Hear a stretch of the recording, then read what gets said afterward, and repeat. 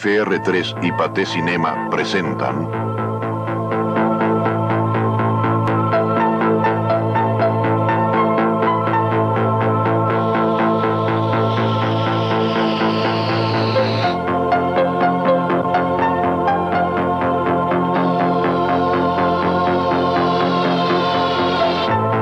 La revolución nuclear.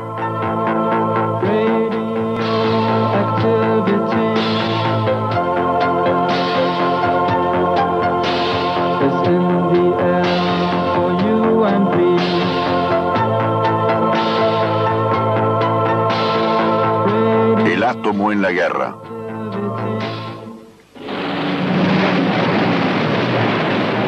...7 de diciembre de 1941. Ese día menos que nunca el Pacífico se hizo merecedor de su nombre. Pearl Harbor arde y echa a los americanos a la hoguera de la Segunda Guerra Mundial. Por una ironía de la suerte, muy común a los vaivenes de la historia de la humanidad, el día anterior, el 6 de diciembre de 1941, el presidente Roosevelt tomó una iniciativa importante que 4 años más tarde le demostrará al mundo que hubo en realidad entre estos dos acontecimientos una estrecha relación que nadie en ese momento podía imaginar. Esta iniciativa del 6 de diciembre fue la vía libre dada por Roosevelt a los físicos americanos de someter al átomo, porque la Alemania nazi está muy interesada en ello, porque Inglaterra presiente que el conocimiento del átomo podrá permitirle fabricar la bomba atómica.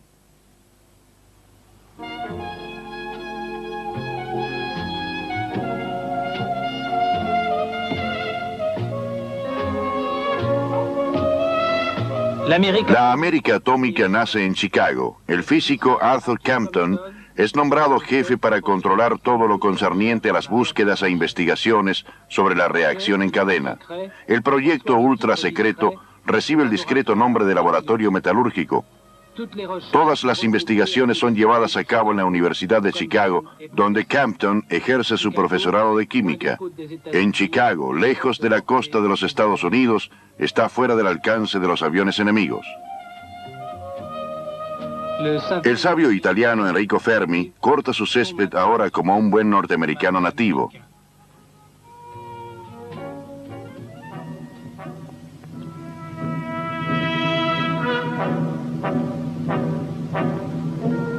Fermi no ha perdido el tiempo después de su huida de la Italia fascista. Ha estudiado todas las posibilidades de las reacciones en cadena. Sabe con certeza que los neutrones, liberados por una fisión del núcleo, deben ser frenados para romper otros núcleos de átomos de uranio. La llave del éxito reside en este proceso. Para el francés Federico Joliot-Curie, el agua pesada es y sigue siendo el mejor de los retardadores. Fermi y su equipo eligieron el carbón para su experiencia bajo la forma del grafito. Muchas toneladas de grafito para tantas otras toneladas de uranio.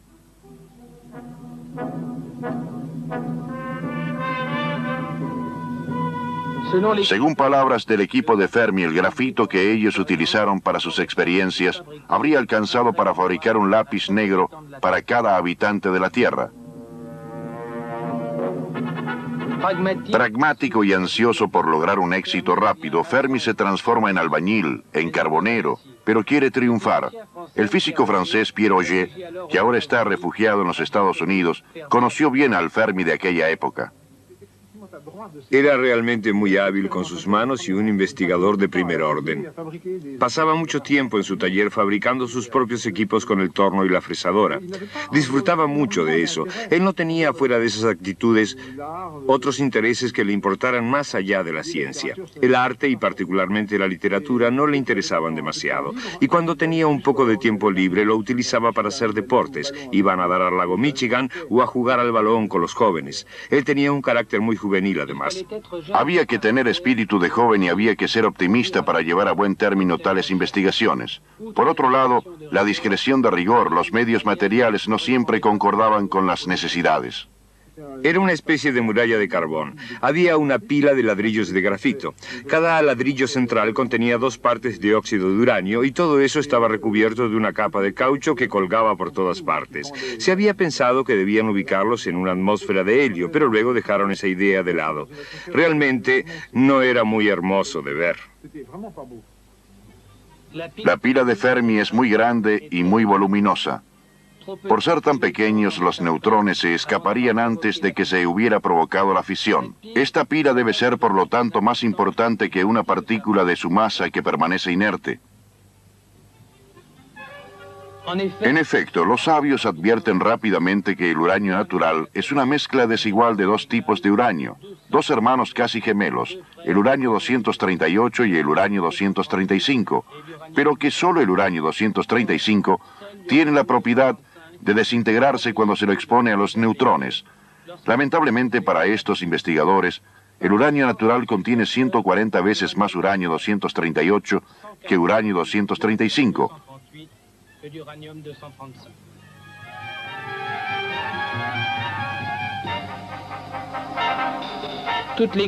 Todo ese equipo recuerda sin ninguna duda aquel laboratorio incómodo y la poca vida social que podía mantener con el mundo exterior.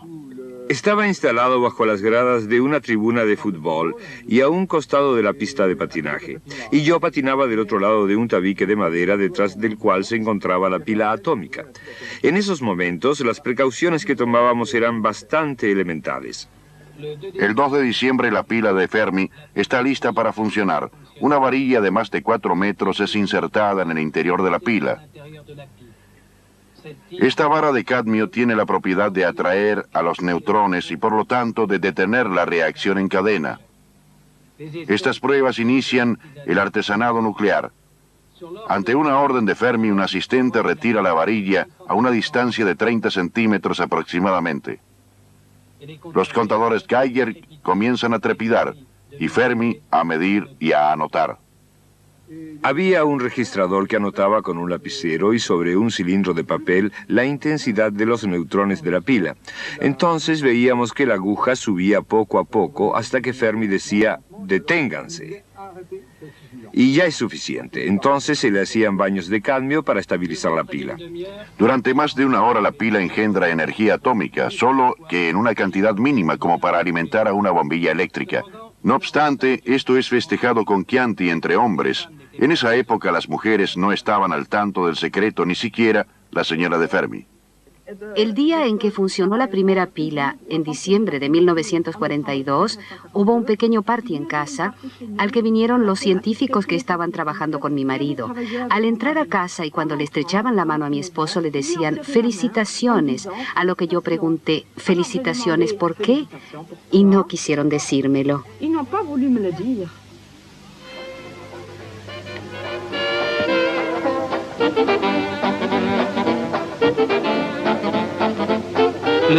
Al éxito obtenido en Chicago por Fermi, va a unírsele otro éxito realizado en California y que también será determinante para la marcha de los acontecimientos. Más allá de la bahía de San Francisco, en la Universidad de Berkeley, el físico norteamericano Ernesto Lawrence, joven premio Nobel, acaba de poner en su justo punto al ciclotrón, una especie de manejo de las partículas. Este monumento levantado en el campus universitario nos recuerda aquel acontecimiento.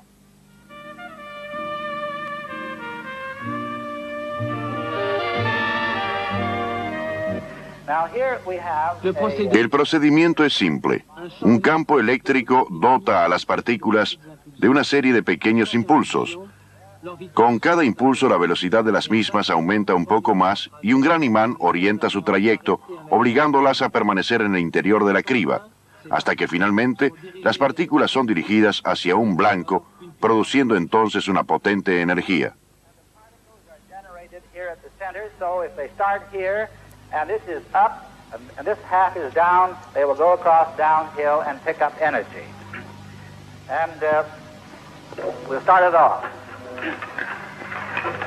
Here it's up, here it's down, down, down, down, down.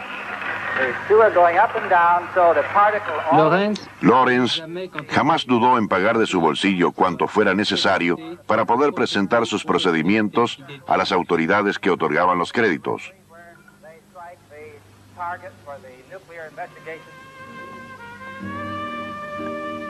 Un colega de Lawrence en Berkeley, llamado Glenn Seaborg, tuvo la idea junto con su equipo de bombardear el uranio 238 con neutrones acelerados. Seaborg obtiene de esta manera dos nuevos elementos que no existen en estado natural y los bautiza Neptunio y Plutonio a partir de los planetas Neptuno y Plutón.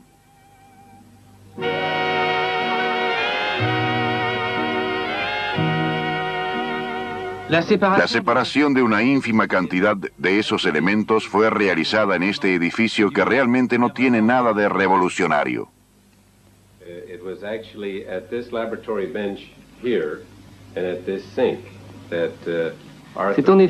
Fue realmente sobre esta mesada y este mismo fregadero improvisado laboratorio que Arthur Wall hizo su histórica experiencia de oxidación, que demostró por primera vez que uno de los productos de transmutación del bombardeo de uranio se debía a un isótopo del nuevo elemento que llevaba el número atómico 94.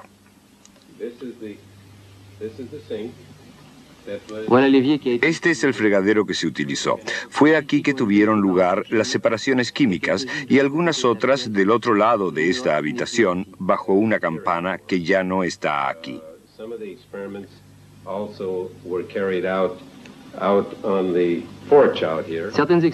Otros experimentos se hicieron en el balcón que ven al fondo, que se hizo con el fin de poder continuar con los experimentos, especialmente aquellos en que el humo podía diluirse en el aire.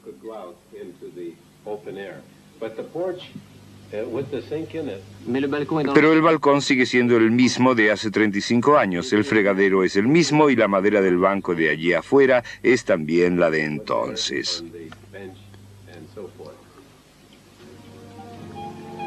Washington sigue con atención el descubrimiento de Seaborg, ya que el plutonio es fisible y se presta al igual que el uranio a la fabricación de bombas. Calculen el interés que esto tiene para los Estados Unidos que acaban de entrar en guerra. Seaborg es enviado a Chicago junto a Fermi para seguir con sus búsquedas e intentar aislar la mayor cantidad posible de plutonio.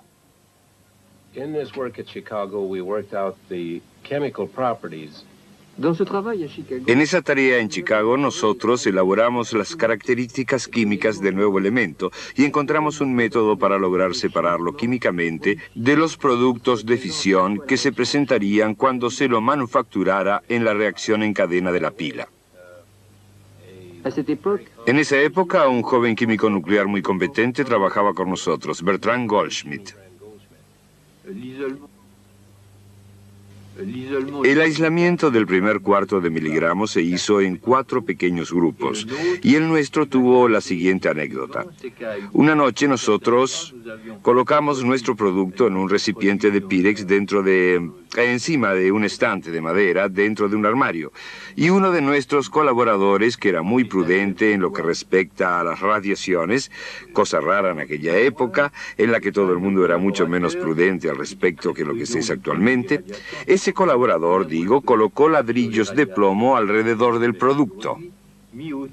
Al otro día, por la mañana, cuando regresamos, nos encontramos que el recipiente se había fundido y que toda la solución se había esparcido, gracias a Dios, sobre un ejemplar dominical del Chicago Sun, que era tan grueso que había absorbido toda la solución, que nosotros tuvimos que recuperar disolviendo el periódico y la porción que logramos finalmente era más o menos de 1/6 de miligramo de plutonio y la bautizamos como extracto de periódico. El 18 de agosto del 42, aislamos la primera cantidad de plutonio importante. Era la primera vez que el hombre conseguía un elemento a partir de la transmutación. Es decir, que era la primera vez que los sueños de los alquimistas de la Edad Media se volvían realidad. Y debo decir que si bien el plutonio no es oro, tiene un poder dentro del equilibrio mundial, aún en nuestros días, que es mucho mayor, diría, al del oro, ya que es la fuente de la energía y del poder político internacional. Verano del 42. Washington se agita discretamente. A pesar de la oposición de numerosos sabios, Roosevelt confía todas las búsquedas atómicas a los militares, creando el Manhattan Project. Su director es el general Leslie Groves, un oficial del Cuerpo de Ingeniería Militar que sueña con partir hacia el frente. Se le asegura que su trabajo lejos del frente será tan apasionante o más. El doctor Bradbury ha trabajado con él durante la guerra. Yo tenía mucha admiración por ese hombre. Él no tenía un espíritu científico muy desarrollado y sin embargo logró llevar adelante el proyecto, las plantas de producción, los laboratorios, etc. Él sabía discernir y seguir los buenos consejos. Me ayudó muchísimo. Además me encomendó tareas de gran responsabilidad y sus más grandes dificultades estribaban tal vez en sus relaciones personales con los civiles. No sabía a ciencia cierta qué debía decirles, cómo tratarlos. A menudo quería granjearse sus simpatías y decía algo que no cuajaba. Quería ser divertido, pero sus bromas sonaban a falso. Leslie Groves, sintiéndose incapaz de seguir a los investigadores en el terreno de las teorías científicas y de sus cálculos, decide oportunamente compartir sus responsabilidades con un joven investigador, el luego famoso Robert Julius Oppenheimer. En la Universidad de California, donde enseña física junto a Lawrence y Siebel, Oppenheimer tiene como colega y amigo a un profesor de francés traductor al inglés de Malraux y Aragón, llamado A. Conchevalier. Oppenheimer había aprendido varias lenguas, el francés, el español, también había aprendido el holandés. Estudiaba el sánscrito para poder leer los textos de las grandes obras literarias hindúes y leía constantemente. Leía mucho en latín y en griego, además, por lo que era una persona muy fuera de serie.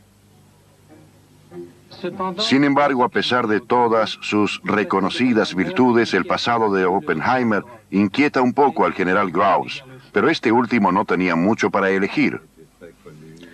Éramos muy conocidos por nuestras opiniones de izquierda en la universidad.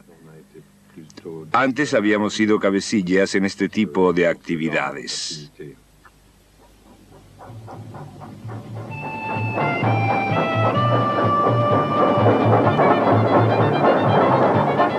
Como oficial de ingenieros y directivo de empresa, como ahora se había vuelto, Leslie Groves se pone a la búsqueda de terrenos para instalar sus plantas.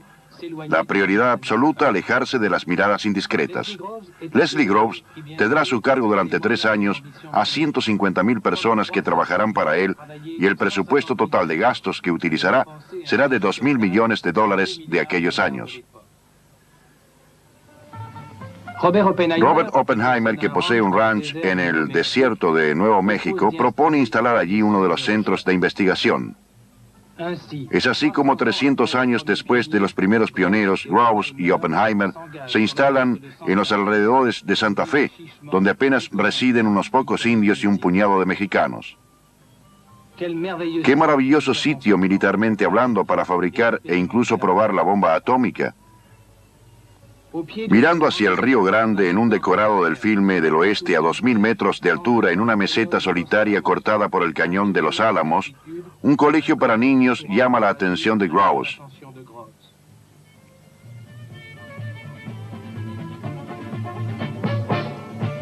Un filme de un aficionado de entonces nos muestra ese colegio. Leslie Groves compra la docena de edificios que sirven de dormitorios y salones de clase. De ahí en adelante, para esos colegiales, el colegio terminó.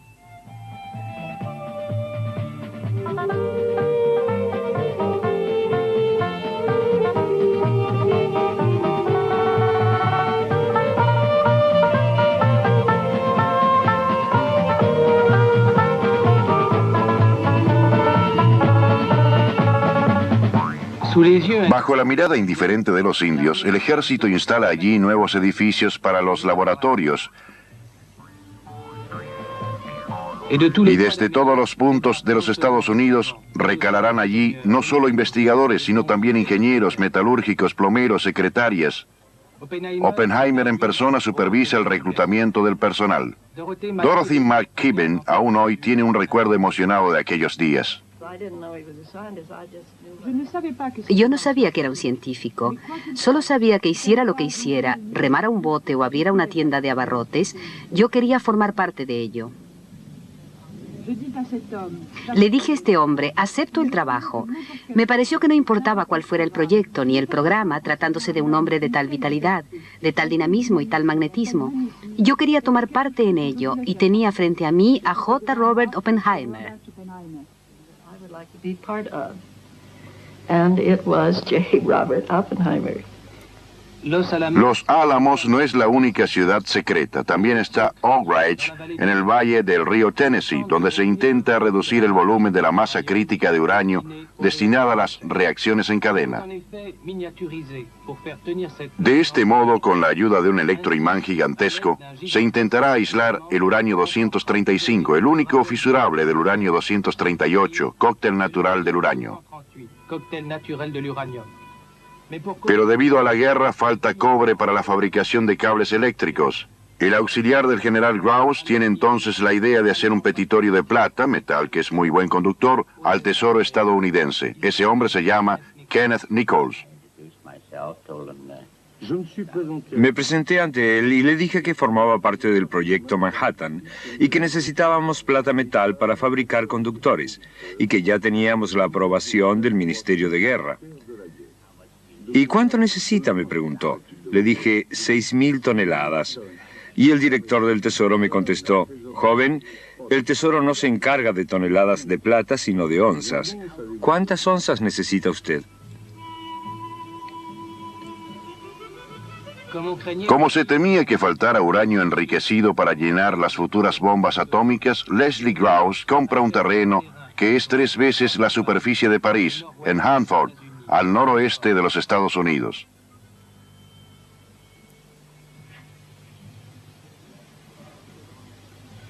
Y allí hace construir enormes pilas sin preocuparse de los efectos de la polución. Y con el calor desarrollado por el uranio 235 al desintegrarse, se la deja correr simplemente por el río Columbia. Solo el plutonio fabricado a partir del uranio 238 contenido en la pila es recuperado cuidadosamente. Y este es el momento. Aquí está el plutonio, general Grouse. A lo que Groves responde, es la primera vez que lo veo, pero si no le importa, ponga esto debajo, ya que al fin y al cabo tiene allí 50 millones de dólares. La guerra se hace más virulenta. La humanidad ha dejado de contabilizar a sus muertos. ¿Pero qué hacer para detenerla? En agosto del 43 en Quebec, Churchill y Roosevelt deciden colaborar estrechamente en el terreno atómico. En los comienzos de la guerra, como es sabido, los ingleses están mucho más adelantados en este campo y desean mantener un velo de secreto sobre sus investigaciones. Pero actualmente los norteamericanos los han dejado atrás y son ellos ahora quienes no quieren dar sus informaciones. Pero ahora las cosas se revertirán. Ingleses y americanos están instalados lejos de los aviones alemanes en el Canadá, donde el subsuelo rebosa de uranio. El cometido, construir una pila de agua pesada. Bertrand Goldschmidt y Pierre Auger, que no fueron aceptados entre los americanos en los Álamos por razones de seguridad, han formado parte de este equipo anglo-canadiense. En ese lugar, junto con Bruno Pontecorvo, que todavía formaba parte del equipo, pude tomar las medidas de algo esencial, la longitud de transporte de los neutrones térmicos en el agua pesada, que era indispensable para poder calcular la dimensión del reactor de agua pesada. Y dijo Goldschmidt, yo me encontré para mi sorpresa que era el único entre los ingleses que conocía a fondo la cuestión, que estaba al tanto del tema del plutonio, y pudimos lograr en el 45 la primera extracción de plutonio con solvente. Durante el verano del 44, el general de Gaulle estuvo en Ottawa. En el mayor de los secretos se entera por intermedio del propio Pierre Auger y también de Bertrand Goldschmidt de la existencia de la bomba atómica a la vez arma de guerra y arma política. Después de la información, el general me estrechó la mano y me dijo: lo he entendido perfectamente, señor profesor. Y fue realmente la primera vez en mi vida que me llamaron señor profesor. Así pues, obligados por la necesidad, a los ingleses se les admite entonces participar de las investigaciones secretas de los estadounidenses. Chadwick, el descubridor del neutrón, es invitado a presentarse en Los Álamos a la cabeza de un equipo. Lo recluta entre sus colegas y piensa enseguida en un amigo, Otto Frisch, un refugiado austríaco que fue el primero en darle una explicación física al fenómeno de la fisión nuclear. Chadwick me dijo: Frisch, ¿no te gustaría trabajar en América por un tiempo? Le dije: me gustaría muchísimo. A lo que me contestó: pero tendrías que transformarte en un inglés. Y yo le dije: eso me gustaría mucho más. Unas 2 semanas más tarde era un inglés y 2 días más tarde me embarcaba para América.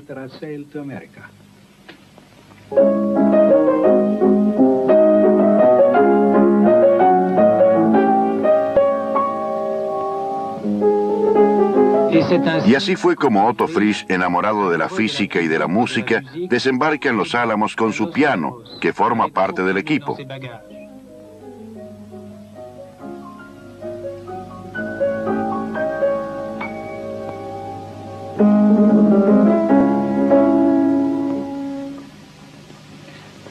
¿Cómo era la vida de todos los días en Los Álamos durante la guerra? La vida de todos los días era un poco primitiva. Había casas de madera que habían sido construidas muy rápidamente. Los laboratorios también eran de madera y bastante rudimentarios. Había un depósito de agua que una vez se congeló. Todos llevábamos barba, aunque esta de ahora es una nueva. El clima era muy agradable. Íbamos a esquiar en el invierno y hacíamos excursiones en el verano, aunque a veces trabajábamos toda la noche cuando teníamos un experimento importante por delante. Era una maravillosa combinación. Allí estaban reunidos, en mi opinión, todos los hombres más inteligentes de América. Había muchos músicos entre ellos y a menudo tocábamos juntos. Wonderful, maravillosa época, recuerdan casi todos. Se hacían picnics y paseos junto a Enrico Fermi, pero también estaba, y por sobre todas las cosas, el trabajo, cuya finalidad era la fabricación de la bomba atómica. Trabajábamos como bestias allí, diría más tarde Oppenheimer. Entonces, ¿cómo se hacía para hacer trabajar a todos estos hombres sin distraerlos un poco de vez en cuando? El doctor Schreiber nos da su testimonio.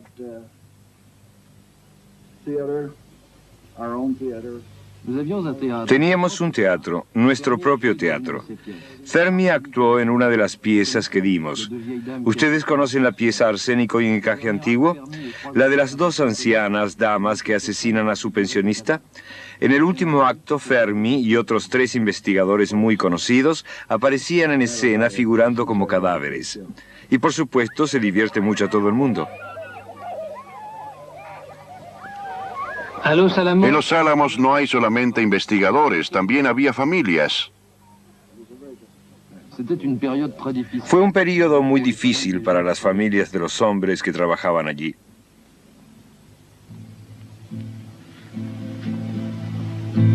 Para las mujeres que no están al tanto de los trabajos de sus maridos, es una vida de sacrificios. El ejército dirige todo militarmente, y la jornada comienza a las 7 de la mañana y acaba cuando suena la sirena.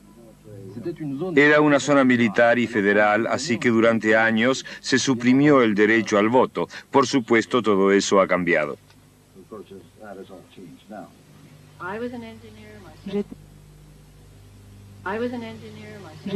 Yo era ingeniero, mis secretarios eran ingenieros, los conductores de los autobuses eran ingenieros.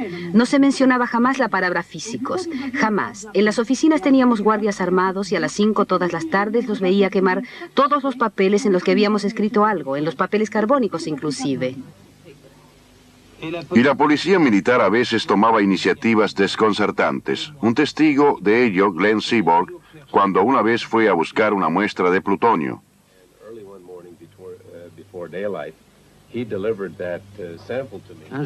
Un día, por la mañana temprano, me entregaron una muestra bajo el control de un guardia armado hasta los dientes.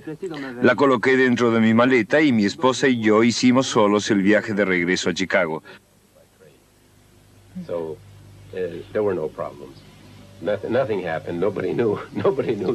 No ocurrió nada. Como nadie sabía que yo llevaba plutonio en mi maleta, no corríamos ningún peligro.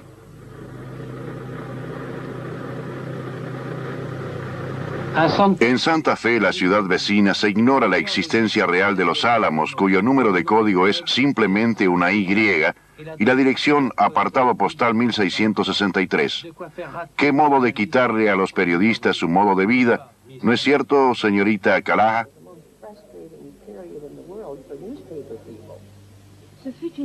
Por supuesto, fue una época de una enorme frustración para los periodistas, ya que desde el momento en que la Escuela de Los Álamos fue vendida al gobierno, se le impuso el mayor secreto a nuestro periódico. En verdad, nos tenían prohibido incluso pronunciar el nombre de Los Álamos.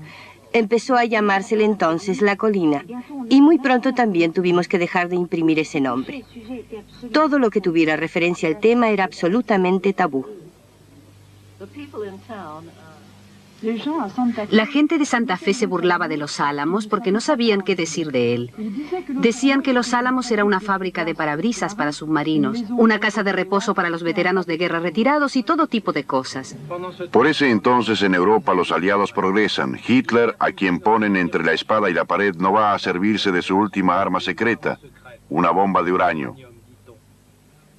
Los primeros oficiales de información americanos franquean el Rin con sus tropas de choque para enterarse a cualquier precio del punto en que están las investigaciones nazis. Todo puede temerse. ¿No es cierto que en las universidades alemanas fue donde la mayoría de los investigadores de Los Álamos han aprendido física antes de la guerra? ¿No fue acaso en Berlín donde tuvo lugar la primera fisión nuclear? Escondidas en las montañas y en las bodegas de cerveza de Württemberg es donde los agentes secretos descubren los laboratorios del Tercer Reich. El gobierno francés, por su lado, envía urgentemente a ese lugar a Pierre Auger, quien se hace pasar por el comandante Chabot. Y llegué a ver esta primera pila que en realidad no estaba terminada. Había sido instalada en una gruta sobre un barranco en Württemberg. Era Heisenberg quien se ocupaba de ello. No había podido comenzar una reacción. Ellos tenían lo necesario o llegarían a tenerlo, pero estaban tan lejos que las inquietudes que se despertaron en ellos no estaban justificadas en absoluto. En el ínterin se había arrestado a los más grandes físicos alemanes, Otto Hahn, Heisenberg, Weizsäcker, y queda claro entonces que los sabios americanos han entrado en pánico sin mayor motivo. En realidad, los sabios alemanes nunca habían soñado en fabricar una bomba atómica, dado que el problema del enriquecimiento del uranio les parecía imposible de lograr, y tal vez también por otras razones menos científicas. Habla Weizsäcker. Nosotros no habíamos hecho la bomba, pero no podría decirle que si hubiéramos visto que la bomba era posible, habríamos llegado a tener la fuerza moral y la posibilidad política de no hacerla. ¿Y nunca tuvo deseos de irse? Yo personalmente me quedé. Heisenberg se quedó, Hahn también. Y para nosotros era muy importante que cuando la guerra terminara, pudiéramos salvar a la ciencia no solamente como nuestro medio de vida, nuestro trabajo,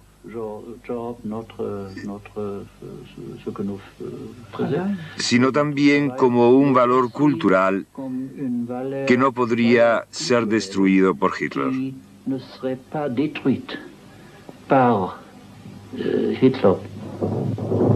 Pero por el momento deben recomenzar de foja cero. En las bodegas de Württemberg, las investigaciones de los alemanes están prácticamente en pañales.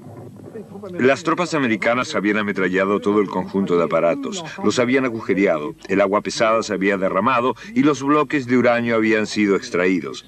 Yo pude recuperar uno de ellos en aquellos momentos. Eran bloques de aproximadamente estas dimensiones y empezaron a llevárselos hacia todas partes del mundo. Me encontré con gente que vendía este uranio diciendo: si me da una buena cantidad de dinero, le doy lo que es esencial para la bomba atómica. Ellos creían que se bloque de uranio era antes que nada lo que hacía falta para hacer una bomba atómica. Un gran golpe teatral. En los Estados Unidos, el 12 de abril de 1945, el presidente Roosevelt muere súbitamente en el momento en que debían tomarse decisiones cruciales. Harry Truman, su sucesor, ignora incluso la existencia de los Álamos. Hasta ese punto se ha preservado la existencia de esa ciudad y, puesto al tanto precipitadamente, el nuevo presidente toma la decisión de utilizar la bomba atómica contra los japoneses. Pero antes de utilizarla es necesario probarla. En realidad hay dos bombas, la bomba de uranio enriquecido y la bomba de plutonio. Esta última, según los investigadores, podría llegar a tener un comportamiento imprevisible. Para probarla se elige como lugar un confín del desierto de Nuevo México situado a 350 kilómetros de Los Álamos, llamado Álamo Gordo.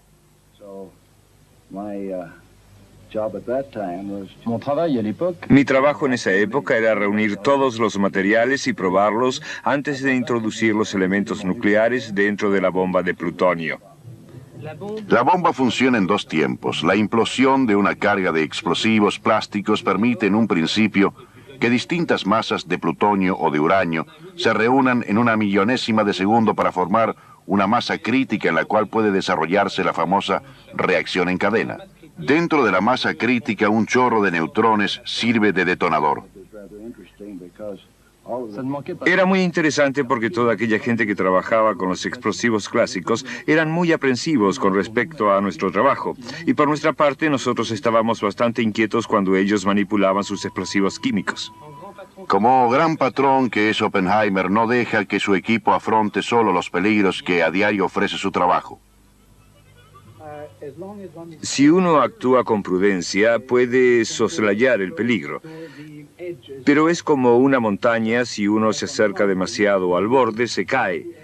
Y dos de los nuestros murieron a causa de un reactor por una acopladura que se volvió crítica y que produjo la suficiente cantidad de neutrones como para matar a un hombre.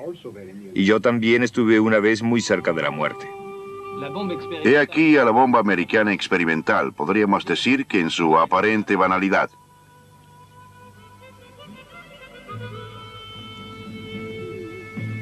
El 16 de julio de 1945 a las 5:30 de la mañana, todo está listo para la experiencia.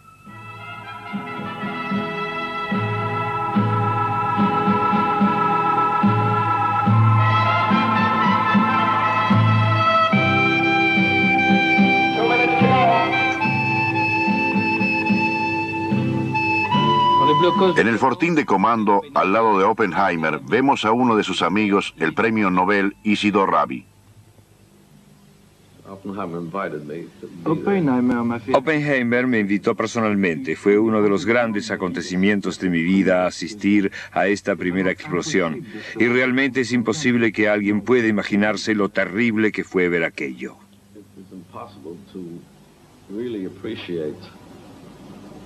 How terrible the thing is. The automatic controls got it, man. Oppenheimer le dice a su amigo Rabi que todo está bajo control automático y que ha llegado el momento crucial. Rabi responde que no habrá problemas y que todo irá bien.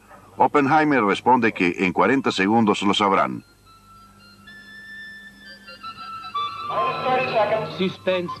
Inquietante suspenso. Nadie sabe qué poder desarrollará esta bomba que está por explotar, ni siquiera el futuro responsable de la bomba de hidrógeno, Edward Teller.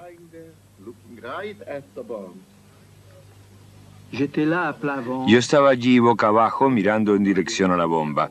Estaba a unos 30 kilómetros de distancia con un par de gafas de protección sobre mis ojos y otro par extra de anteojos y guantes para protegerme con ellos del estallido luminoso. Inclusive me había puesto un poco de loción bronceadora, ya que según mis cálculos, la explosión podía llegar a ser más peligrosa de lo previsto.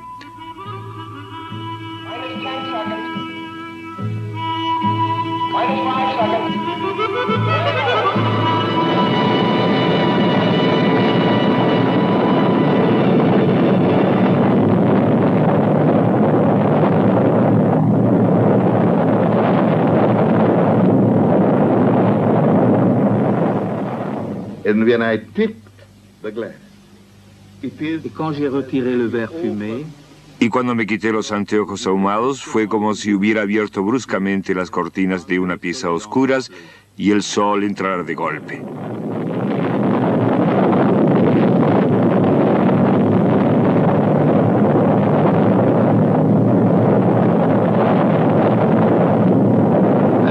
En Los Álamos se habló entre los investigadores sobre el poderío de la bomba. La mejor estimación fue la de Isidor Rabi, que sin embargo no es en absoluto un especialista, ya que él se consagró a los estudios del radar. A veces sucede que uno está fuera, ve mejor las cosas. Ellos no querían creerme. Yo les había dicho, no hace falta que hagan la prueba, crean en mis palabras. En los alrededores de la región se declara oficialmente que un arsenal de municiones ha estallado. Curiosas municiones estas que rápidamente harán aparecer manchas blancas sobre la pelambre del ganado.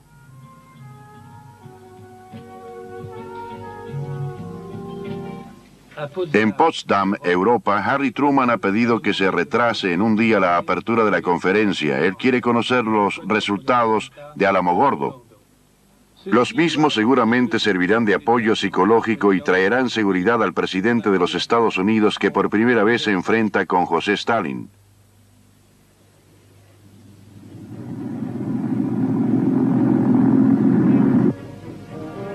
En el campo de batalla del Pacífico, los americanos acaban de reconquistar totalmente las Islas Mariana. Ahora la base de Tinian sirve de cabeza de puente contra el Japón.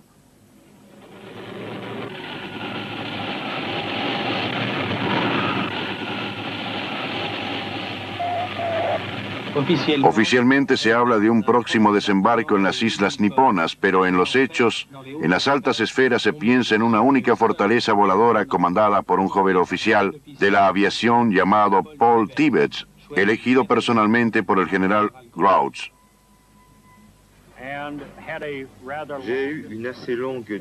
Tuve una discusión bastante larga con el general Grouch en su oficina, donde él me explicó que a pesar del secreto en que se manejaban, él respondería a todas mis preguntas para que pudiera tomar una decisión con total conocimiento.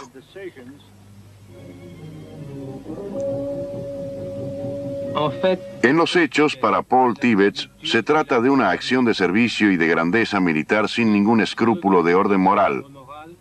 Él llevará a cabo su misión sobrevolando el Japón. Por lo demás, su bomba la bautiza con el nombre de su madre, Enola Gay.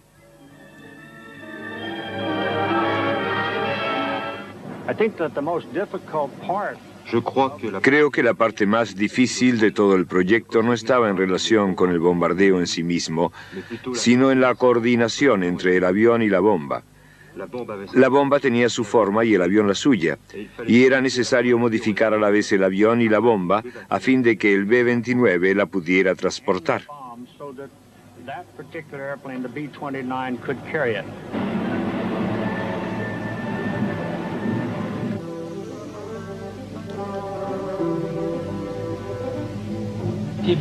Tibbets estudia todos los objetivos elegidos por una comisión militar especial. En una lista aparecen los nombres de Kokura, Niigata, Nagasaki, Hiroshima y Kioto.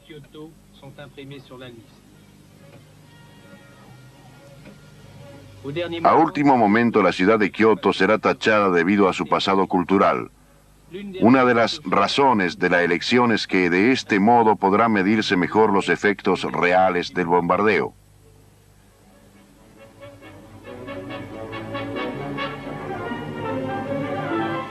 Pero el operativo está lejos de contar con la unanimidad de los investigadores que fabricaron la bomba y se crea una polémica.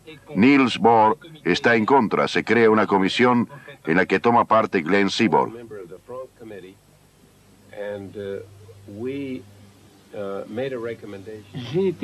Yo era miembro de la Comisión Frank y habíamos sugerido que no se lanzara la bomba sobre Japón, sino que se la probara en alguna otra zona deshabitada, como para demostrarle al enemigo su gran poder de destrucción.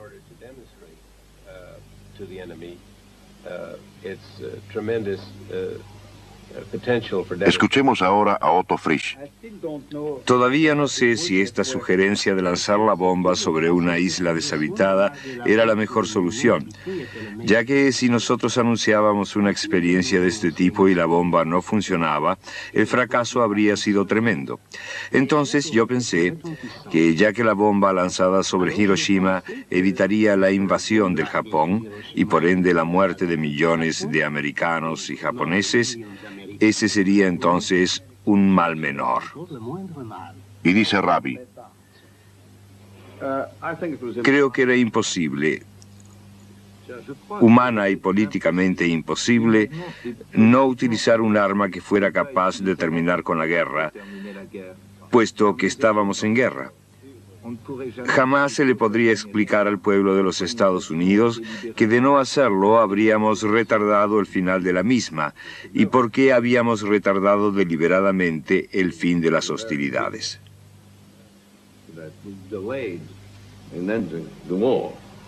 Teller. I believe that Hiroshima and Nagasaki were great mistakes. A mon avis, Creo que Hiroshima y Nagasaki fueron grandes errores. Debimos haber hecho una demostración de que nos era posible detener la guerra. Si eso hubiera ocurrido, la gente no hablaría hoy de la ciencia como de algo terrible, sino como de algo maravilloso. About something wonderful.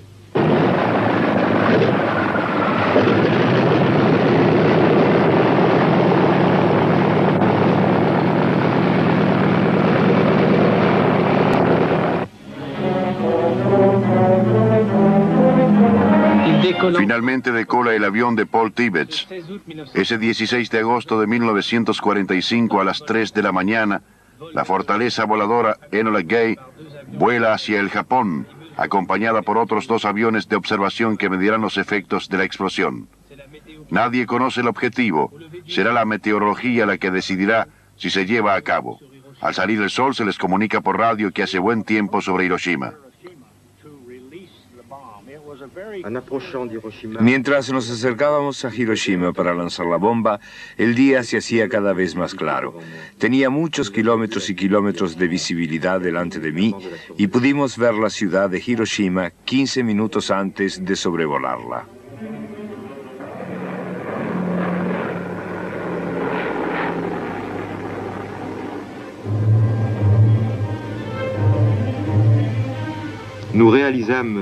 Advertimos que si manteníamos nuestra línea de vuelo y la bomba era lanzada sobre la misma ruta de avión, la explosión se produciría mientras nosotros permanecíamos todavía en la vertical. Debimos iniciar un enorme viraje realmente difícil para cambiar de dirección y para abandonar la zona de explosión lo antes posible.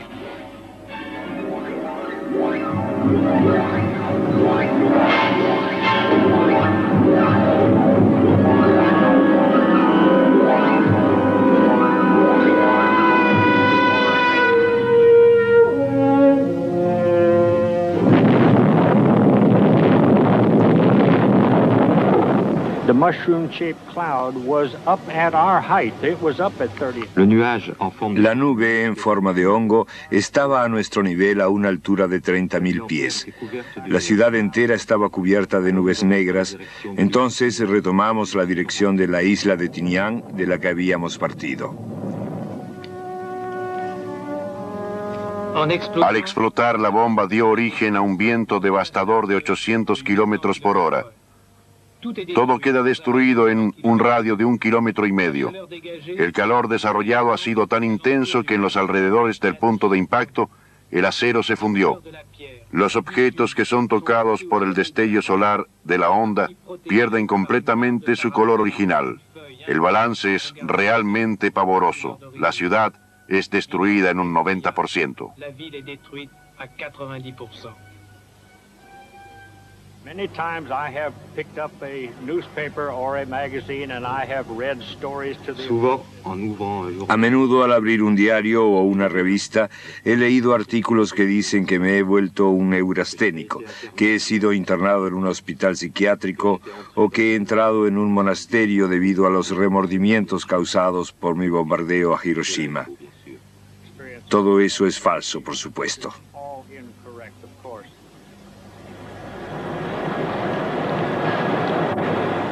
En la actualidad, Paul Tibbets vive en Columbus, Ohio, donde es presidente de una floreciente compañía de aviones taxi.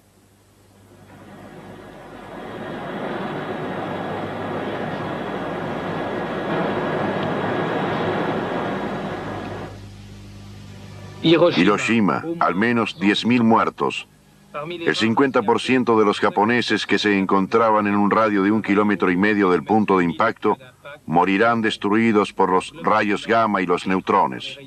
Otros serán víctimas de cáncer o lesiones oculares. Entre las futuras madres, muchas abortarán o darán a luz niños anormales. Estas imágenes son desgarradoras. Pero en una época en que Hiroshima se ha transformado en una especie de patrón, ¿qué podremos decir de una nueva bomba que tenga el poderío de 50, de 100, de 1000 veces más que la de Hiroshima? Tal vez sea muy importante no olvidar lo que ha sido Hiroshima. Los Álamos se entera inmediatamente de la noticia.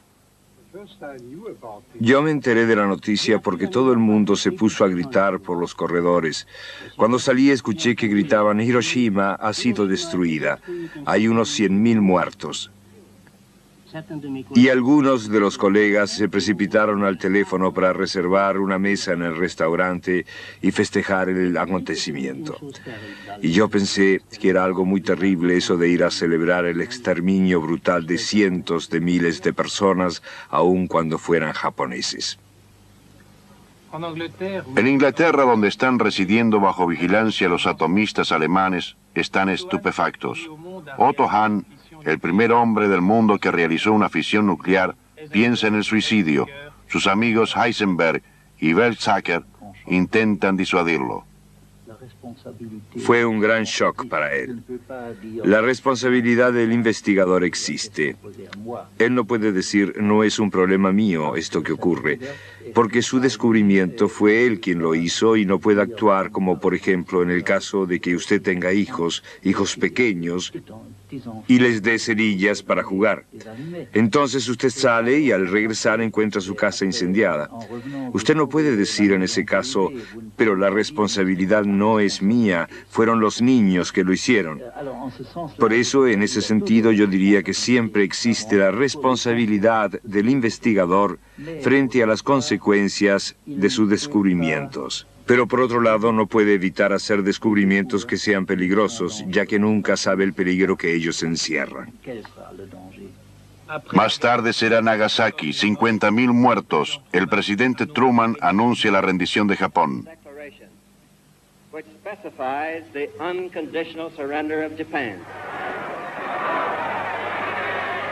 Para millones de soldados es la liberación, para el mundo un alivio. Pero a partir de ese momento, la palabra paz ya no volverá a tener el mismo significado.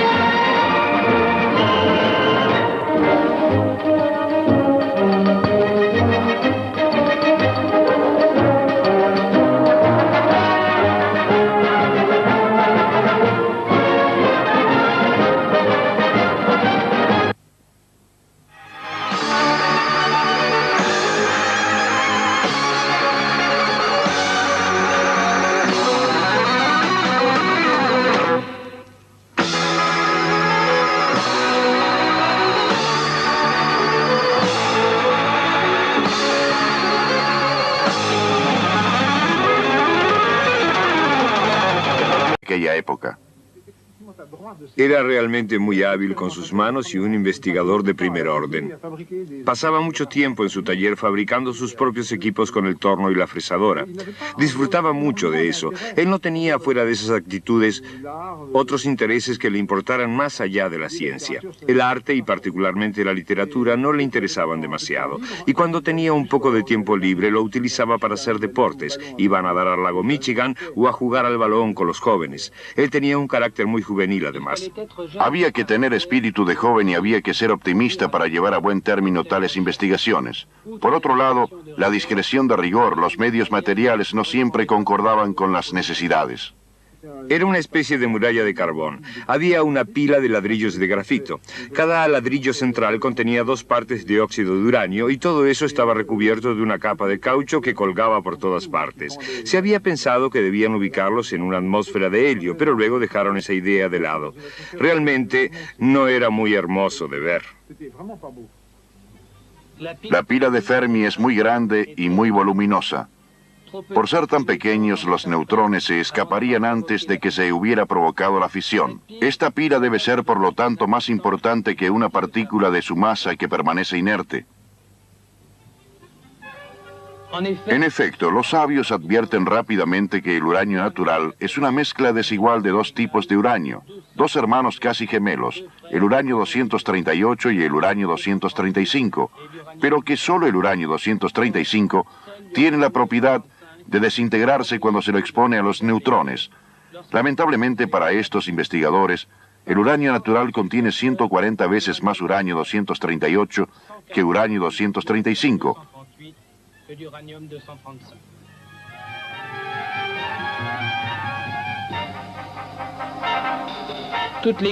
Todo ese equipo recuerda sin ninguna duda aquel laboratorio incómodo y la poca vida social que podía mantener con el mundo exterior.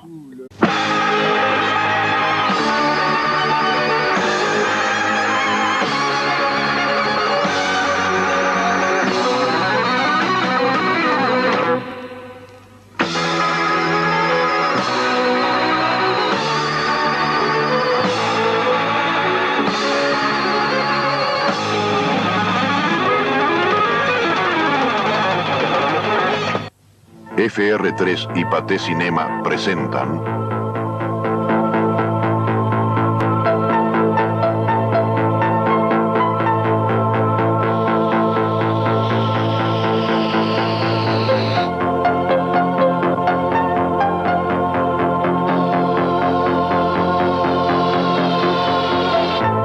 La revolución nuclear.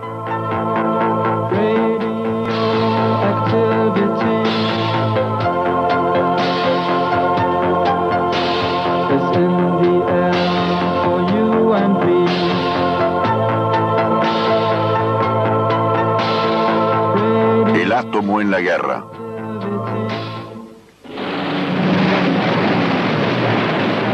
...7 de diciembre de 1941. Ese día menos que nunca el Pacífico se hizo merecedor de su nombre. Pearl Harbor arde y echa a los americanos a la hoguera de la Segunda Guerra Mundial. Por una ironía de la suerte, muy común a los vaivenes de la historia de la humanidad, el día anterior, el 6 de diciembre de 1941, el presidente Roosevelt tomó una iniciativa importante que 4 años más tarde le demostrará al mundo que hubo en realidad entre estos 2 acontecimientos una estrecha relación que nadie en ese momento podía imaginar. Esta iniciativa del 6 de diciembre fue la vía libre dada por Roosevelt a los físicos americanos de someter al átomo, porque la Alemania nazi está muy interesada en ello, porque Inglaterra presiente que el conocimiento del átomo podrá permitirle fabricar la bomba atómica.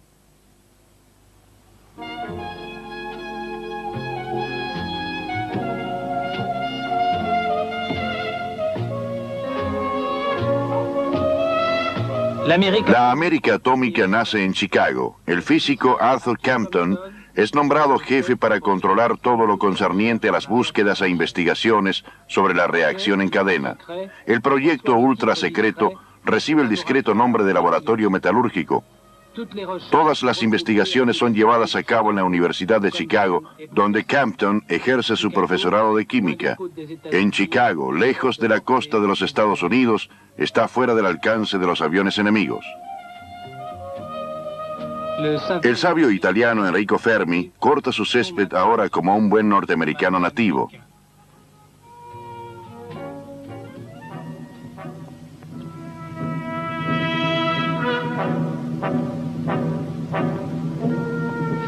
Fermi no ha perdido el tiempo después de su huida de la Italia fascista. Ha estudiado todas las posibilidades de las reacciones en cadena. Sabe con certeza que los neutrones, liberados por una fisión del núcleo, deben ser frenados para romper otros núcleos de átomos de uranio. La llave del éxito reside en este proceso. Para el francés Federico Joliot-Curie, el agua pesada es y sigue siendo el mejor de los retardadores. Fermi y su equipo eligieron el carbón para su experiencia bajo la forma del grafito. Muchas toneladas de grafito para tantas otras toneladas de uranio.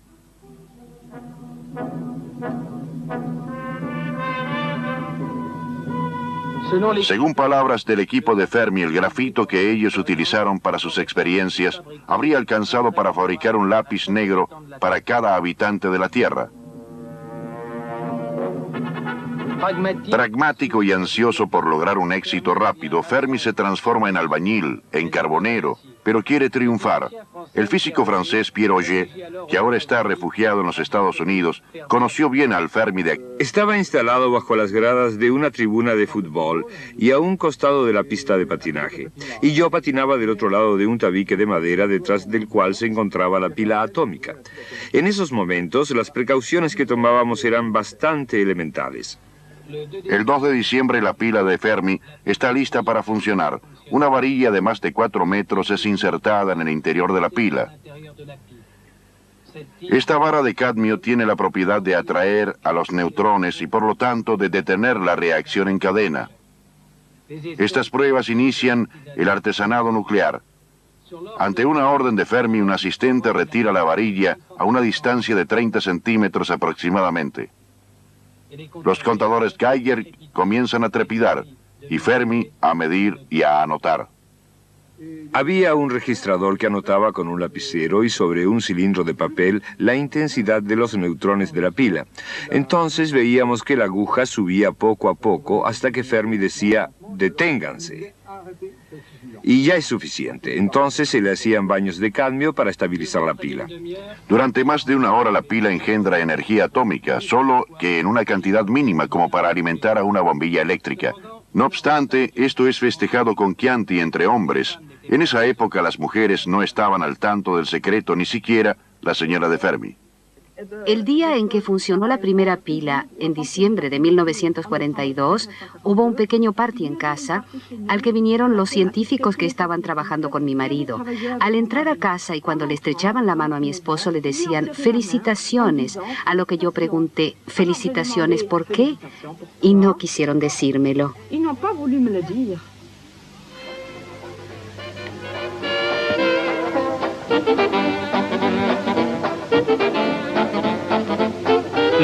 Al éxito obtenido en Chicago por Fermi, va a unírsele otro éxito realizado en California y que también será determinante para la marcha de los acontecimientos. Más allá de la bahía de San Francisco, en la Universidad de Berkeley, el físico norteamericano Ernesto Lawrence, joven premio Nobel, acaba de poner en su justo punto al ciclotrón, una especie de manejo de las partículas. Este monumento levantado en el campus universitario nos recuerda aquel acontecimiento.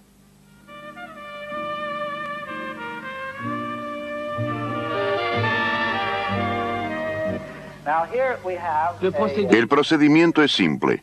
Un campo eléctrico dota a las partículas de una serie de pequeños impulsos. Con cada impulso la velocidad de las mismas aumenta un poco más y un gran imán orienta su trayecto, obligándolas a permanecer en el interior de la criba, hasta que finalmente las partículas son dirigidas hacia un blanco, produciendo entonces una potente energía.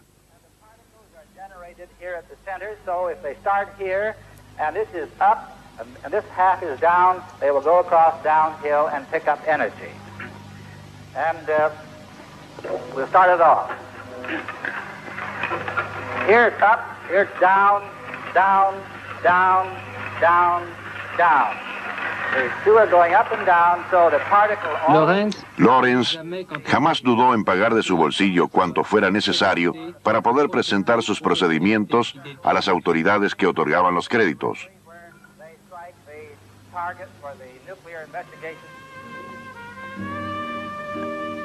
Un colega de Lawrence en Berkeley, llamado Glenn Seaborg, tuvo la idea junto con su equipo de bombardear el uranio 238 con neutrones acelerados. Seaborg obtiene de esta manera dos nuevos elementos que no existen en estado natural y los bautiza Neptunio y Plutonio a partir de los planetas Neptuno y Plutón.